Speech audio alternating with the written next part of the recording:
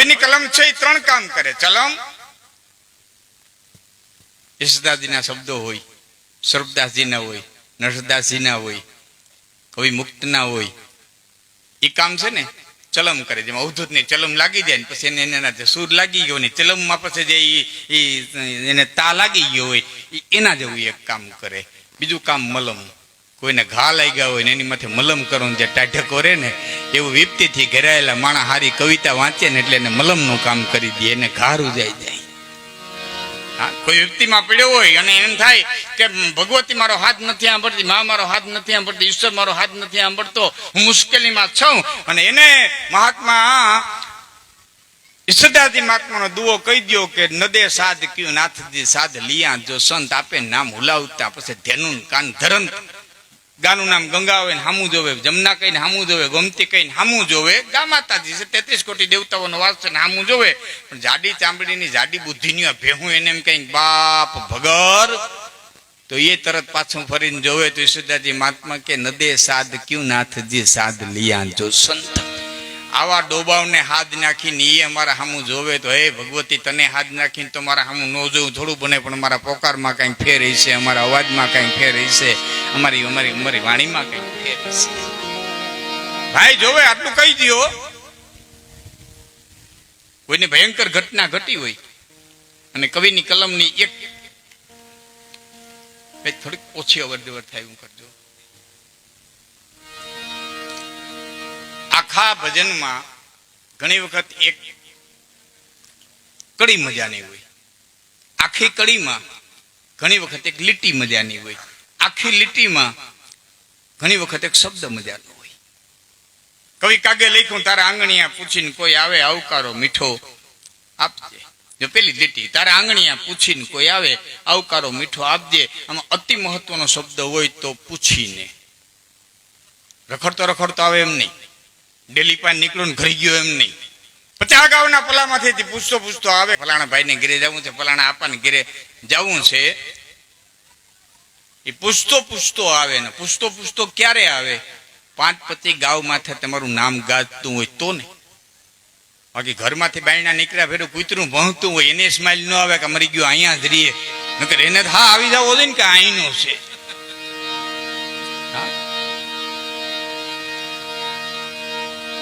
ઘણાયના ફરિયામાં ચોખા પડ્યા હોય તો ચકલા નેવે બેઠા બેઠા વાતો કરતા હોય કે મરી ગયા પકડવા હાટું થઈને નહીં નાખ્યા હોય ને. એને વિશ્વાસ ન હોય કે આના ફરિયામાં ચોખા હોય, ચકલા નો ઉતરે તો નામ ગાજે. કાળે જાય અને કેણી રીએ અહીં તો રીએ ભલાની વાત, સમદર લંઘી સાથ એ તો મોર હાલે મેપડા. કાળ જાય અને કેણી રીએ આ તો રીએ ભલાની વાત. સાત સમદર ઠકી અને વાત વહી જાય, એને વાવડો વાત લઈ જાય, અને વાવડો વાત લઈ જાય ત્યાં સુધી માણા ભાણામાં દૂધ ન લે. ભાઈ આજ મારા ભાણામાં દૂધ ન દેતા, છોકરાઓ આજ મારા વાડુમાં દૂધ ન દેતા. કે કેમ? કે આજ ફલાણા ગામની માલિક ફલાણા આપાએ દેહ છોડ્યો છે. કે તમે કોઈ દિન મળ્યા હતા કે ના મળ્યા નહોતા? આપણે એની કીર્તિ મારા કાન સુધી આવી હતી. આવ્યો તો કીર્તિ કમાણો હોય, નામ રહનતા ઠકરા નાણા નહીં રહન, કીર્તિ ઊંડા કોટડા પાડ્યા નહીં. પણ મારા મિત્રને કીધું મારો દુઓ છે કે પ્રજા કજા અને લક્ષ્મી આ ધરા પણ બદલે ધણી. આ પ્રજા ધણી બદલે. આજ ભાજપનું કાલ કોંગ્રેસનું પ્રમદી ત્રિશંકુ રચાય. કજા કજા નામ ઝઘડો ધણી બદલે. 2 જણા બાંધતા હોય, ત્રીજો વચમાં ઝઘડો ઉઠી ન્યા જાય. પ્રજા કજા અને લક્ષ્મી. લક્ષ્મી છે ને એ ધણી બદલે. આ તમે લક્ષ્મીપતિ હોય, કાલે બીજો લક્ષ્મીપતિ હોય, પ્રમદી ત્રીજો લક્ષ્મીપતિ હોય. અને આ ધરા પણ બદલે ધણી. આ ધરતી છે ને એ ધણી બદલે તમારી હોય, કાલે કોઈ બીજાની હોય, પ્રમદી કોઈ ત્રીજાની હોય. પ્રજા કજા અને લક્ષ્મી ધરા પણ બદલે ધણી. પણ નટવર અવર ધારે નહીં એ કીર્તિ વરી. એને જ વરી. કીર્તિ નામની સ્ત્રી એવી છે કે જેને પરણી તમારે કમાવી હોય તો બીજી કીર્તિ કમાવી પડે. બાકી તમારી કીર્તિ કોઈ જટી ન હોગે. એ પ્રતાપની ધીરે, શિવાજીની ધીરે એ તમારે કમાવી તો બીજી તમે કમાઈ શકો. તમારા ભેડિયા જટાય, દુકાનો જટાય, તમારી ગાડીઓ જટાય, તમારા ધંધા જટાય, બધું જટાય. દુનિયામાં કોઈ તાકાત નથી કે તમારી કીર્તિ જટી હગે. એ તો કીર્તિ હંમેશા માટે અમર છે. તો આવો જે કીર્તિ કમાણો હોય, હવે એ કીર્તિ ક્યારે કમાણો હોય? કઈ ગહાણો હોય તો, કઈક નાઈટ માટે ખર્ચાણો હોય તો, કોકને હાથ ધોવરાવ્યા હોય તો, કોકને ઘીરે ભાણા હેઠું કરાવ્યું હોય તો ને. મેં એક સંસ્કૃત પાલુભાઈ શ્લોક વાંચ્યો છે, પોતાના નામથી ઓળખાય જગતના પટમાંથી એ ઉત્તમ, પોતાના નામથી ઓળખાય એ ઉત્તમ, બાપના નામથી ઓળખાય એ મધ્યમ, મોહાળના નામથી ઓળખાય એ કનિષ્ઠ, અને ઘરના માણસના નામથી ઓળખાય. પછી તેમાં શાસ્ત્રોમાં શબ્દ નથી, એમાં એમ અધમાધમ લખવું પડ્યું. ગામમાં ઘેર્યા પછી પૂછવું પડે કે ભીનો વર ક્યાં રહીએ?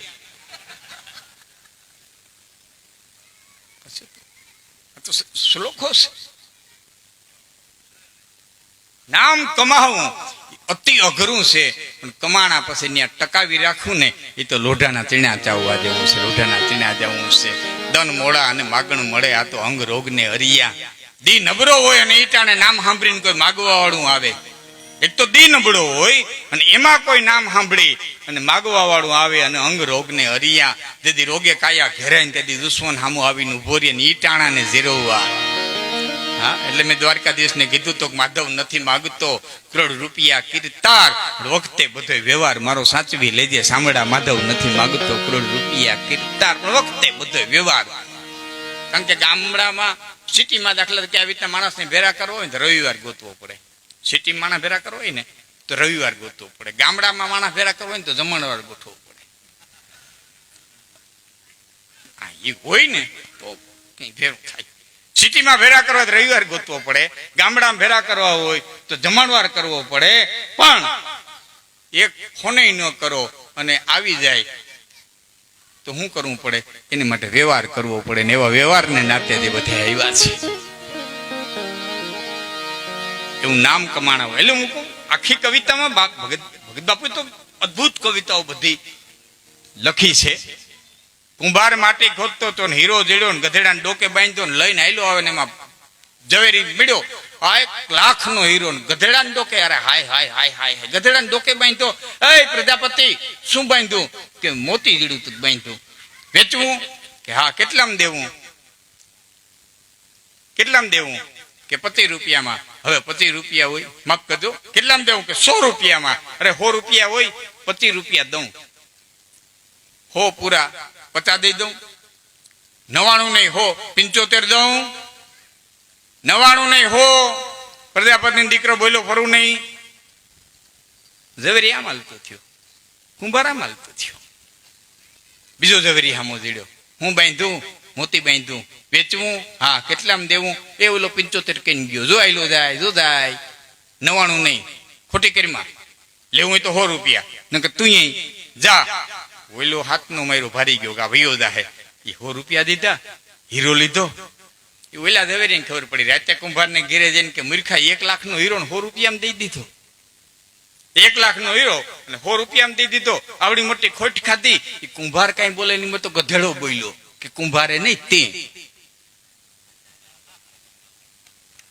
તો ઝીણી વાતનો કલાકાર છે. કુંભારને ક્યાં ખબર હતી હીરો હતો એટલે મારે ડોકે બાંધ્યો. પણ તું તો ઝવેરી હતો, તને તો ખબર હતી ને કે આ લાખનો છે. તું શું કરવા લોભાણો? તું શું કરવા લોભાણો? એમ અમે અહીંથી કંઈક બોલીએ અને જો લેવો તો તમને લાભ છે, બાકી અમને કઈ ખોટ નથી. આજે અમે રામાપીરના ગાતા, કાલે મેલડી ના ગાહું. અમે તો ધંધો માંડીને બેઠા છે. અહીં કોકના લગ્ન ગીત ગાહું, કાલે કોકના મરહિયા ગાહું.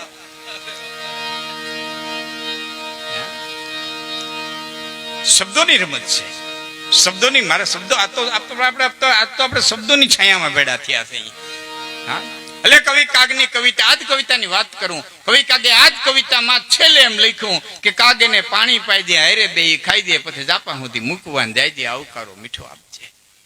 કાગેને પાણી પાઈ દે આવે એટલે પેલા હવા પાણી નાશે ને ત્રણ મફત છે, કોઈ દે એમાં લોભ ન કરવો. આવો ભાઈ આવો, આવકારો. કાગેને પાણી પાઈ દે, પછી હારે બે ખાઈ દે. હારે બે ન ખાય, ગરમા ગરમ રસોડામાંથી પૂરીઓ આવે ને ગરમા ગરમ રસોડામાંથી ભજીયા આવે ને ત્યાં કરીને પીરવતું જઈને ખવડાવે. વાંધો હું હારે બેન શું કરવા? કવિ કાગે સાથે બેન જમવા શું કરવા કીધું કે હારે બેન ખાઈ દે, હારે બેન ખાઈ દે. કે કેમ? કે આવતલ મહેમાન છે, એ ખારા મોટું તીખું ખારું થયું, જરૂર પડી તો ઘરધણી ભેરો ખાવા મેર્યો હોય તો રોકડામાં ઓર્ડર કરીએ કે છોકરા મીઠું દેજો, આમાં ઘટે. મહેમાનથી તમારા હુકમ થતા નથી. અને પછી જાપા સુધી મૂકવાને જાય છે. ડેલીએ વડાવી દે તો કે નહીં, જાપા સુધી મૂકવા જાય છે. કે કેમ કે અવતાલ માણા ખાનદાન હોય ને તારી બાયુ છોકરાને સાંભળતા વાત ન કરી હગે, સીમાડા સુધી મૂકવા જાય ને એકાંત મળે તો એને કંઈક હૃદયની કરવી હોય તો તારી પાસે કરી હગે, એટલે એને જાપા સુધી મૂકવા જાય છે. આવું ખરું મીઠું છે. આખી કવિતામાં ઘણી વખત એક લીટી મજાની હોય અને ઘણી વખત બ્રહ્માંડની જે રચના છે આખી, હું તમને એક જ શબ્દ કહું, વાલ્મીકીએ લખ્યું કે મહારાણી કૈકેયીની દાસી મંથરા અકારણ અગાસી ઉપર ચડી, યદ્રથયા પ્રાસાદે, આવો શબ્દ લખ્યો. યદ્રથયા ગીતાની અંદર વપરાણો, અર્જુને કૃષ્ણે કીધું યદ્રથયા ચૌપનમ સ્વર્ગ દ્વારમ અપાવૃતમ, તને આ સ્વર્ગના ઉઘાડા દરવાજાથી હું યુદ્ધ પ્રાપ્ત થયું. કઈ રીતે? યદ્રથયા. અહીંયા યદ્રથયા શબ્દ, યદ્રથયા પ્રાસાદે. વાલ્મીકી એમને લખ નાખ્યું હતો કે મંથરા અગાસી ઉપર ચડી. એટલે ચોખવટ કરવાની શું હતું? જો કવિની તાકાત કેવી હોય, કવિની સૂઝ કેવી હોય. વાલ્મીકી લખ્યું યદ્રથયા પ્રાસાદે, કારણ વિનાની અગાસી ઉપર ચડી. આમાં કૌશલ્યાજીની દાસી ઉભા હતા. પછી બેન કેમ તૈયાર થઈને ઉભી? કે તને ખબર નથી મારા રામ રાજા થાય? હે કે રામ રાજા થાય? હા, મોઢું મરડી અને નીચે ઉતરી. પછી હું બન્યું તમારી મારી નજર સામે છે. વાલ્મીકી હું એટલું કહું છું કે કારણ વિનાની અગાસી ઉપર ગઈ, એને કોક નિયતિ કોક બળ ખેંચી ગયું. હવે તમારે જેટલા કારણ ઉમેરો એટલા ઉમેરી લ્યો. કોણ લઈ ગયું? દશરથનું મોટ લઈ ગયું, કૈકેયીનું વિધવાપણું લઈ ગયું, રામનો વનવાસ લઈ ગયો, સીતાનું હરણ લઈ ગયું, લંકાનું દહન લઈ ગયું, રાવણનું મોટ લઈ ગયું, મારીચનું મોટ લઈ ગયું, સુગ્રીનું મિલન લઈ ગયું, સબરીની ભક્તિ લઈ ગઈ, કેવટની મિત્રતા લઈ ગઈ, ઋષિઓનું તપ લઈ ગયું. કોણ લઈ ગયું? વાલ્મીકી તમારે જેટલું ઉમેરવું એટલું ઉમેરવું. હું એમ કહું કે કારણ વિનાની અગાસી ઉપર ગઈ. આ કવિની કલમ છે. અને એ કલમ છે ને એક બલમનું કામ કરે. ત્રીજો શબ્દ બલમ, પોતાનાને મેળવી દે.